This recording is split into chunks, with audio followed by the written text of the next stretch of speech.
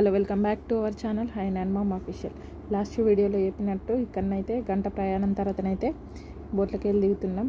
దిగి దూరం వచ్చేదాకానైతే అసలు ఐడియానే లేదు ఇక్కడ ఏముంటుందని. సగం దూరం వచ్చినాక తెలిసింది ఎలిఫెంట్ కేవ్స్ ఉంటాయని. ఆయన అంటుండు ఎలిఫెంట్ గుట్టలు అని అంటుండు, కానీ నాకు అంతగానో ఐడియానే లేదు. ఇక్కడ దిగంగానేనైతే చిన్న చిన్న షాప్స్ ఉన్నాయి, అదే ఫ్రూట్స్ ఇంకేమన్నా స్నాక్స్ పాపడాలు అవటి బాగానే ఉన్నాయి. ఇక్కడనైతే ట్రైన్ పక్క జరగ గుద్దుకపో. ఇక్కడనైతే చిన్న రైల్వే ట్రాక్ వేసి చిన్న ట్రైన్ కూడా ఉంది నడవలేని వాళ్ళకి తీసుకుపోవడానికి. దానికి కూడా టికెట్. ఇక్కడ నడుచుకుంటూ పోగా ఇక్కడనైతే ఆగి అయితే టిఫిన్ చేసినాం. అక్కడ వచ్చి మస్తు ఆగమాగం చేసింది. ఇక మొత్తం అటు ఇటు తవ్వాలనైతే మొత్తం ఇట్లా షాప్స్ ఉన్నాయి. ఇక్కడ ఆవులు అయితే ఫుల్ కనబడ్డాయి. మొత్తం క్యాప్స్ అవటిగా ఫుల్ షాప్స్ అయితే ఉండే.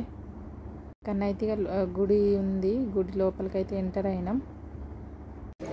మీ ఫ్రిడ్జ్కి తీసుకోరే కుట్టి, మీ ఫ్రిడ్జ్కి అయితే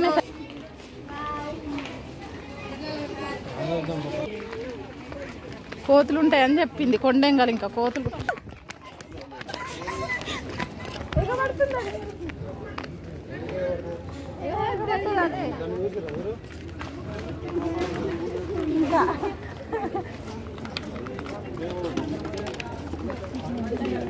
ఇక్కడనైతే ఫుల్ పెద్ద తోక ఉండి కోతులు ఎక్కలేదు, అది కొండెంగలు ఎక్కలేదు, వెరైటీ ఉన్నాయి కోతులు అయితే. అది చూడంగానే మా మీదకి అయితే ఎగబడ్డది. ఫోన్ పక్కకెట్టేసి చెప్పనైతే ఉరికొచ్చినాం మీదికి.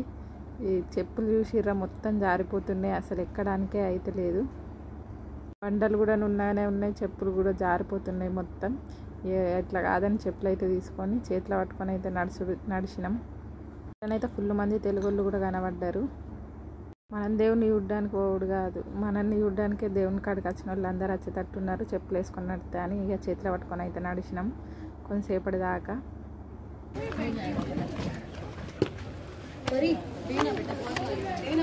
तो भारी आपको भी तो लगेगा, अरे कोई नहीं ना थोड़ा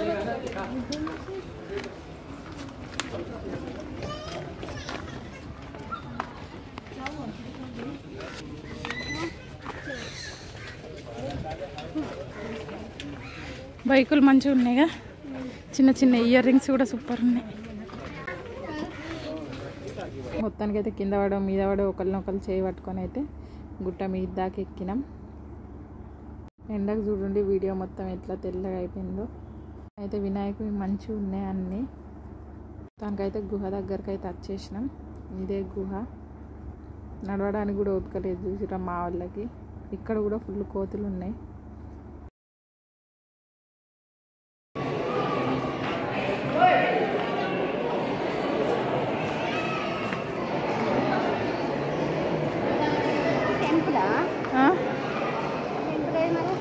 ఏమో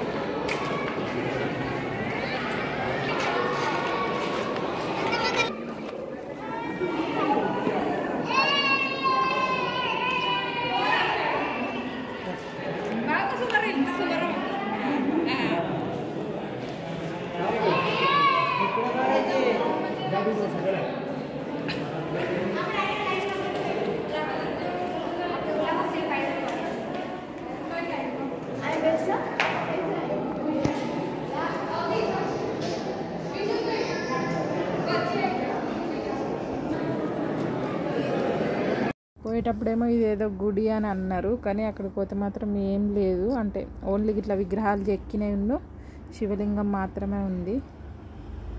ఎండలో పోయినాం కాబట్టి మాకైతే అప్పటికే అందరికీ మస్తు నీరసం ఉంది.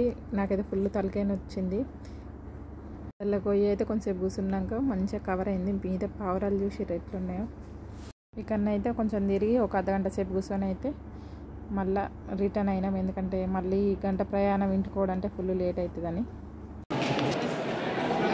బాయ్ ఫ్రెండ్స్, పోతున్నాం ఫ్రెండ్స్.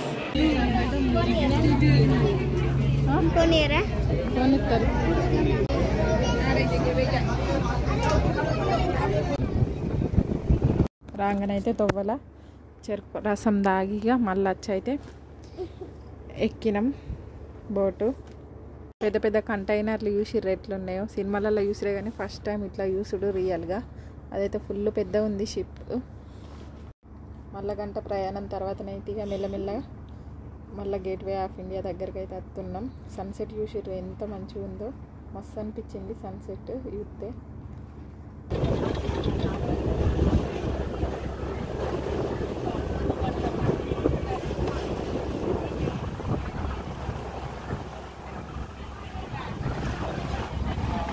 ఇటేమో సన్సెట్, వాటరు, ఇంకొక దిక్కేమో మన జెండా చూసిర్రు ఎంత మంచిగా ఎగురుతుందో గాలికి. అట్లా ఎగురుతున్న జెండా చూస్తేనైతే మస్తు అనిపించింది మాకైతే.